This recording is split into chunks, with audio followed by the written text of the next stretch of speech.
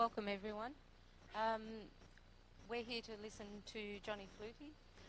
Apologies from Peter Borich, he's not here today. To listen to John talk about redesign to align shifting ITS to support strategic capability at Victoria. Jonny Flutey is in the senior leadership team of ITS at Victoria University of Wellington. He leads the digital learning and research team responsible for increasing awareness and use of learning, teaching and research technologies by academics, staff and students through building ICT capability and skills, and directly support learning, teaching and research initiatives. Please join me in welcoming Jonny. Thank you.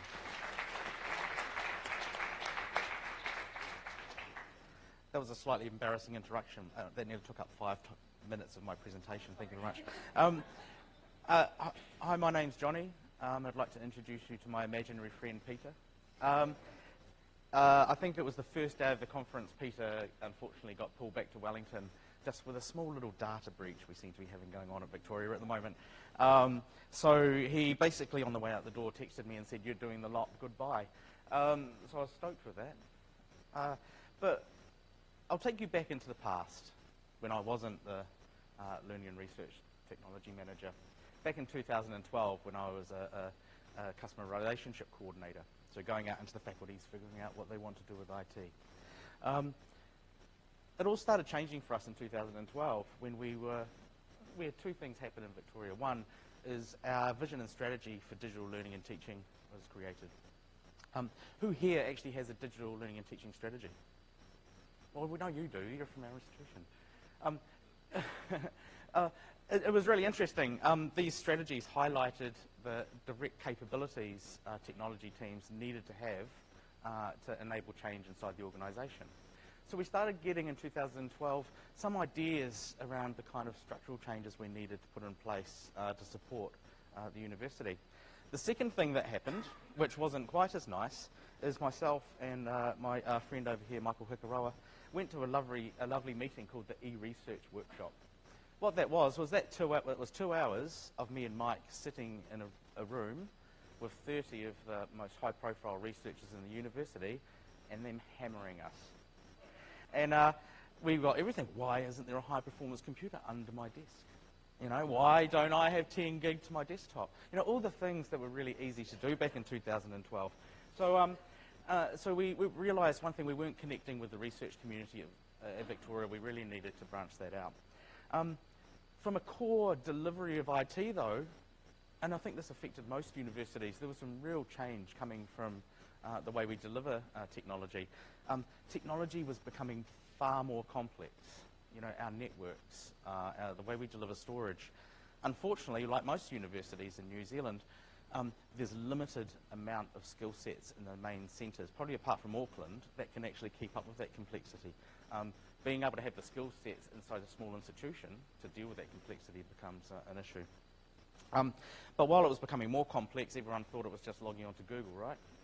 So they didn't understand that this beast was sitting in your data centre, and that just by logging on, the complexity was supposed to make it easy, but it was hard. The other thing is, knowledge for us was becoming equally as important as delivering an IT service.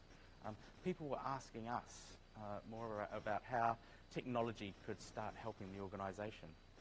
So we needed to start developing some organisational skill sets. And here's a really cool slide for you, and I'm going to contrast this for the one at the end. Who here is from an IT team in a university? Oh, excellent. No academics. And one.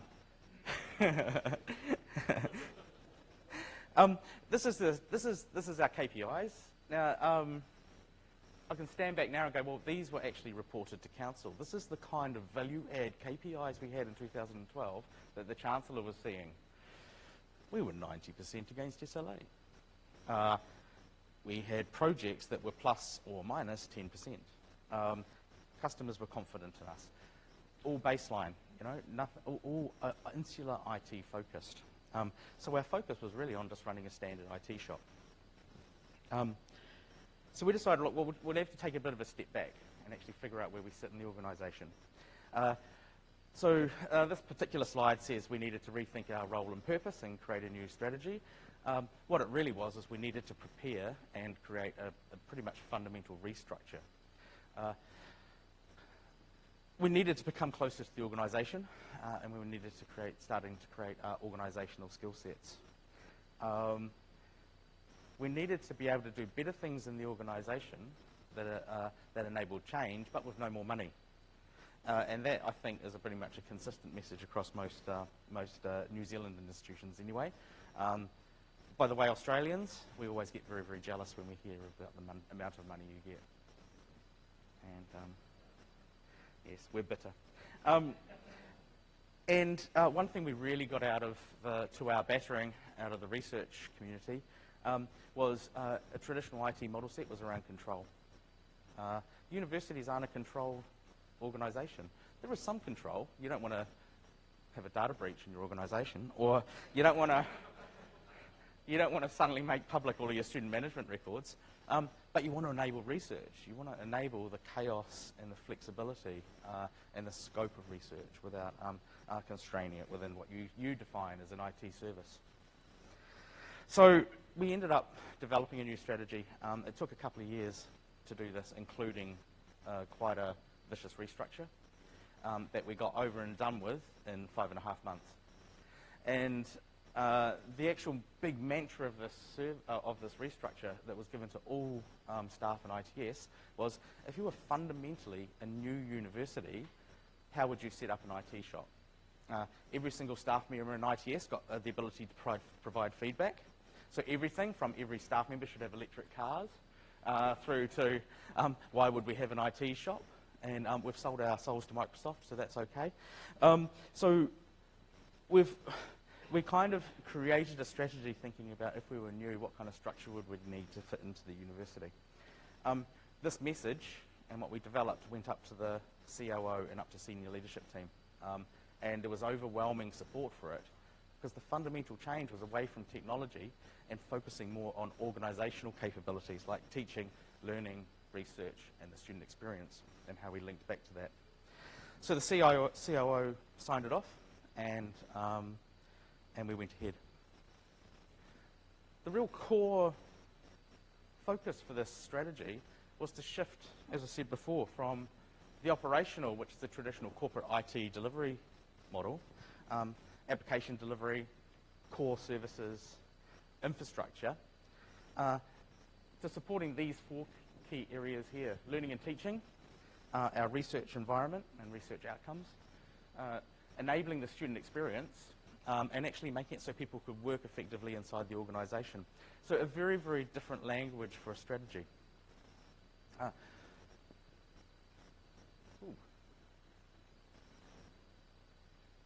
Sorry about that. That's a little bit of a mix-up on a PowerPoint up the top corner there.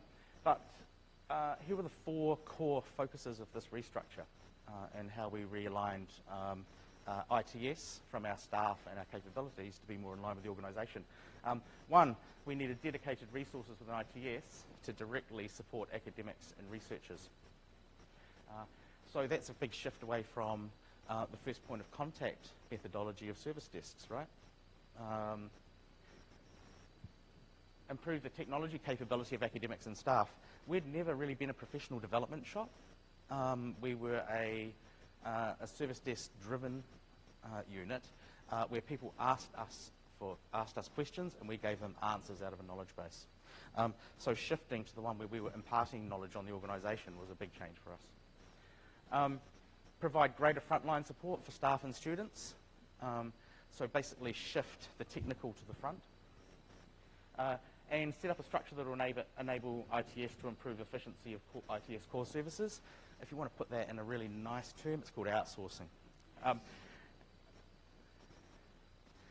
So what I'll do is I'll just go over what we did in these 4 areas now, and kind of from 2014 now, just to give you an idea of the kind of changes that we've implemented. The first one is around those operational efficiencies, and shifting to the cloud's one thing of those. But automating systems. Here's all your technology jargon. These were the outcomes on the side. Well, this is the focus of what we did. pragmatic change, life cycle management, looking at everything from a holistic point of view of how it affects the organisation. All of this stuff on the side, what we realised was the easy part. That's technology and service change. Who here has ever read a book called The New Normal by Peter Hinson? If you read this book, it's amazing. It's basically what it proposes is we're not in the digital age yet. We're only halfway there. And what is the fundamental change for technology teams, and actually even better, marketing teams? There's a whole chapter bagging marketing teams. I loved it. And his view is we're only halfway there. What changes do we need to actually properly be a digital institution or to support a digital environment? And this thing here is called a T-shaped individual, and he really focuses on this. What a T-shaped individual is someone who has some core capabilities on a technology space, if we're thinking about this in a technology point of view, who can understand the business, who can talk to people, who can be flexible in their job to work under different situations, but can still have a disciplinary skill. I'm going to ask you a question. If someone gets it right, they can have the chocolate bar that Peter Borich left behind. And it's always teasing these people, by the way. But what is the least T-shaped kind of person that you can think of?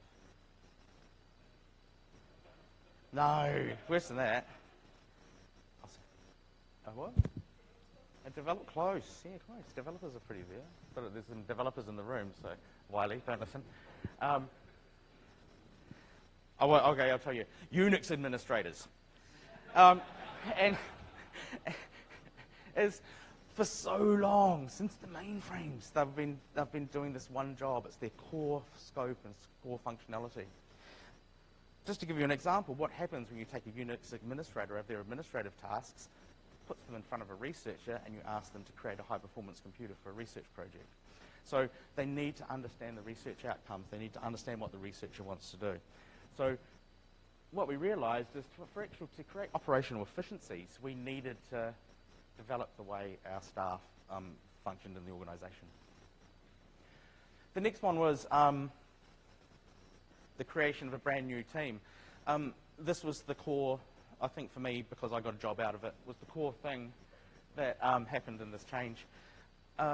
You don't get the opportunity to start a team from scratch very often and actually think about how it fits into the organisation. I created my team by collaborating really, really closely with our Centre for Academic Development. We'd been piloting some roles in the organisation around academic support for about a year or so, driven by CAD. And me and Stephen Marshall, the director of ACODE and also the chair of the ACODE Learning and Teaching Institute in Mooloolaba in August, if you want to go. Sorry, another plug, Stephen. Sat down, we think, right, okay, if we wanted to really support learning and teaching in Victoria from a digital space, what kind of roles did we need? So that cross-organisational collaboration led to a new team being created, but really specific roles that weren't really based around IT anymore. Just to give you an example of one of these, I hired they're called CATs, Contacts for Academic Technology. So I hired a PhD in chemistry who was a lab technician, and she was doing some online teaching. I hired her into IT, taught her about educational technology, CAD taught them about pedagogy, and then we sent them back out into science to sit with academics, talk their language, and teach them how to use technology for teaching. That embedded cuckoo's nest kind of trust that came out of that is kind of growing into its own beast at the moment. I'll talk about that soon. We had to decouple from technology. We had to have a team that wasn't tied to the services of IT. Paul Bonington, I think, said it yesterday. If you're a research professional, you can't be tied to services. What an academic probably doesn't want is to know that they have an email account and they can use that email account to do corporate communications. What they want to do is visualize 5 terabytes of historical data. You know, it's a very different conversation. And you can't generally use that using our typical services. So we had to hire people who could work outside of that. So we created e-research specialist roles inside IT. And close your ears if you're a security specialist, who weren't tied to our security policies, our support policies, our architecture, or our infrastructure. So these guys' world is AWS. they can build infrastructure and services for research projects without being tied to the services and processes of IT. This whole team also works outside of our service desk process. They're directly contactable, they all have mobile phones, and you can ring them any time of the day. Unfortunately, what that's led to is trust, and what trust builds is work, and work gets thrown at you. And so this little thing up here, have anyone heard of a little thing called edX? Yeah, the Vice-Chancellor went and signed a partnership with them and said, we're doing 12 MOOCs over 3 years. Their team looks like they're doing all right, give it to them. And so you start to be given more strategic projects that are directly aligned to the outcomes of the organisation instead of just delivering the technology. Those staff I was talking about are now turning into instructional designers. They're turning into people who go in and redesign courses in the physical space. A very, very different skill set for an IT team. We're also looking at the way that we can support research. So I think we're the only institution that convenes ResBAs in Australasia, a central IT team. Normally that's in the libraries or research offices. And we've got research development capabilities. None of this stuff is around the traditional IT service spec. So if you're thinking about creating a brand new team on this, take a step back and think about going away from the traditional roles that you might normally have in an IT services shop. This is the other thing, that embedded support, and we started to get into professional development. Here's a little bit of a horror graph for you. In 2014, when the strategy kicked in, it was myself and a lady called Beth Smith, my digital capability builder. We hacked away and trained 290 people over 2014, and got a few more grey hairs that year. 2015, we got up to 1,066. We'd hired the science cat, we'd hired a humanities cat. They were going out and doing some training. Last year, 2,912 people attended sessions, did training sessions or instructional design sessions or learning design sessions with the staff. That goes up exponentially as you get closer to the academics and you're closer to the faculties. That's a scary number. What's scarier is 2017, we've only hit 329 people, but we're spending 18.94 hours with each person. And there's only one thing to blame for that, and that's this little thing called edX. And so as you start getting more strategic projects, you spend more time in these, and so it takes you away from what you want to do, which is supporting academics. So the balance is hard. Workplace enablement as well. We started to look at how we could start working with the organisation in supporting how they work in a better way. Oops. Sorry. This is really interesting because a lot of this is cloud now, and it's the way you deliver the service. So what it's allowed our staff to do, because it's not tied into silos of systems administration and service desk anymore, the biggest thing about supporting a more of an agile workforce is our skill sets in IT are becoming more fluid. So we've got service desk staff suddenly becoming system administrators. We've got system administrators going into BAs, because you're talking about the overarching focus of what you want to do in the organisation. So that's allowed knowledge to be shared in a bit of a different way, and also going to Agile has helped that. Based on the staff capability, if someone's got an interest in something, find ways of putting them across into other teams to allow them to build those skills. Here's what I'm calling the elephant in the room. How do we use digital to increase the student experience? We've done okay. I think this is something we really need to improve on. We've focused on BYOD, so we're up to 22,000 concurrent, the connections on our wireless. Anytime access, we're starting to design our learning spaces to be student-centric. Nothing really around how do we build the digital capability of the students, though. Such a hard task. So I think when we next look at how we develop our teams and develop how we interact with the organisation, we need to put some focus onto the student experience. So after 4 years, here's some learnings for you after trying to drive some fundamental change. One is, this is an issue. If you start building this kind of capability, you get ahead of the faculties in the way they maybe want to start designing their courses. You get ahead of other units in the way that you're delivering a digital capability to what they are. So you start questioning sometimes on how we can do things in the organisation. And because you're in a level of trust, unfortunately people listen to you. So that's caused some friction. Develop your own people. We've found moving people across our units has been extremely valuable. And prepare to be a victim of your own success is my really key one for you.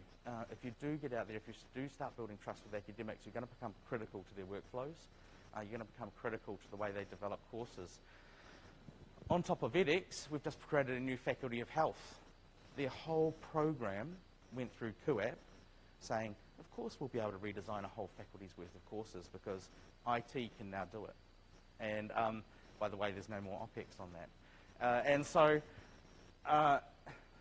So prepare to get more strategic work that you have no control over. That decision is made for you by other processes in the university. So where we want to go to? We reckon we're kind of here as a strategic partner at the moment. And this is really cool. That kind of partner and leader was in the EduCourse presentation yesterday as well. Because of the kind of roles we have, we're definitely partnering with the organisation. That's the kind of work we're getting. To become a strategic leader by 2021, though, I think you need someone on SLT who can make strategic decisions with the governance board of your governance group of the university, and that they're listened to. That's the key one, that you're actually fundamentally listened to by your senior leadership team. And we're a little bit away from that at the moment because we don't have a CIO. You don't have someone who sits at that level. But still, we're kind of here at the moment. We're making recommendations in partnership with CAD to people like the provost of the university. And she listens to us. And then she sends you an invite to come for a coffee. And then an hour later, you've got more work. So, yeah. So we're kind of getting there, but it's at a very individual kind of basis. This is our new strategy. What we wanted to do is actually get closer to the core strategic outcomes of the university.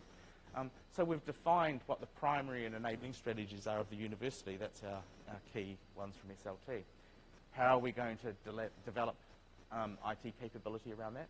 So things like spearheading a digital future, that's a strategic theme. We need to find out how IT can shift into supporting that space. Right? We still need to go along the track of developing learning, teaching and research. That's your core outcomes of the university. So that has to be supported. Our biggest one around this one at the moment is how do we scale and change in that space. Scale is an issue. Optimise the growth of the organisation. So we've got a new Vice-Chancellor, and within 1 week he said, we're going to grow our students from 27,000 to 40,000. And I went, excellent. It's a good target, and the way you do it when you're in Wellington, where there's no more space, is you shift to blended learning, you shift to online, you look for other markets like the adult learning market in the government sector. And so that becomes how do we handle a shift in mode of delivery as well. And more core, how do you shift with things like research data management and the scale of data storage and security? And create a better customer experience, and that's around making sure when people come to work, or they're at home, or wherever they are, their work and their experience of work can follow them. And then it gets granular. What's the individual kind of projects we need to support that? So having a stage strategy that links directly to the core strategies of the university has been helpful. Popularise this at the leadership team level. So what's next? We've broken down those core strategies. So spearheading the digital future, that's actually one of our 8 strategic themes. A lot of that is around making sure we are capable. It's not about technology anymore. So it's around increasing digital literacy. Loads of talk about digital literacy at this conference this year. It's excellent. And a lot of frameworks coming up. The JISC framework on student digital literacy is excellent, including things like self-assessment.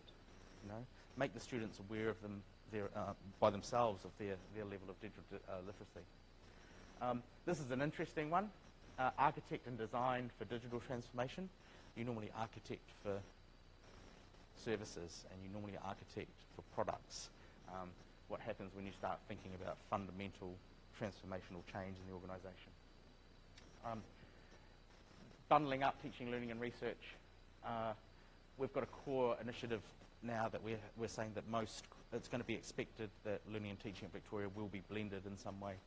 You know, we're already extending into the hours of 10 o'clock at night for our students. How do we value the fact that the face-to-face experience is the best experience for them, not just turning up and watching PowerPoints like I'm doing to you now, and improve our customer experience. Here's our new KPIs though. So hang on a second, what if I can, sorry if this makes you sick. There you go. So there's 2012 baseline IT KPIs. Staff retention, SLAs. I don't know, who still here reports on 99.9999% availability? And it's interesting. To try to get away from that, you need to talk the language of the organisation, and it's really hard. And so this is our new KPIs, which is alignment to the language of the organisation. And right up the top, how do we improve our digital literacy of our staff and students? So that target of 1,800 per year, I said about 1,500 to my manager, the IT director, Stu Hazelden.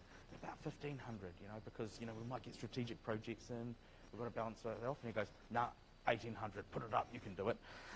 So we'll see how that goes. But that's a professional development target inside an IT KPI.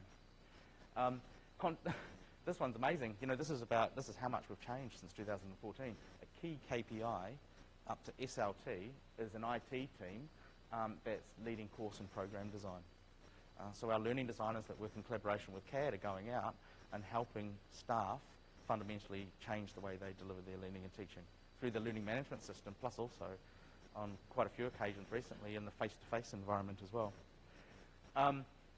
Streamline and improve the administration process. So how do we get into the processes of the organisation and try enhance and enable them? There's a really strong focus on business knowledgeable BAs at the moment who go sit in partnership with process owners.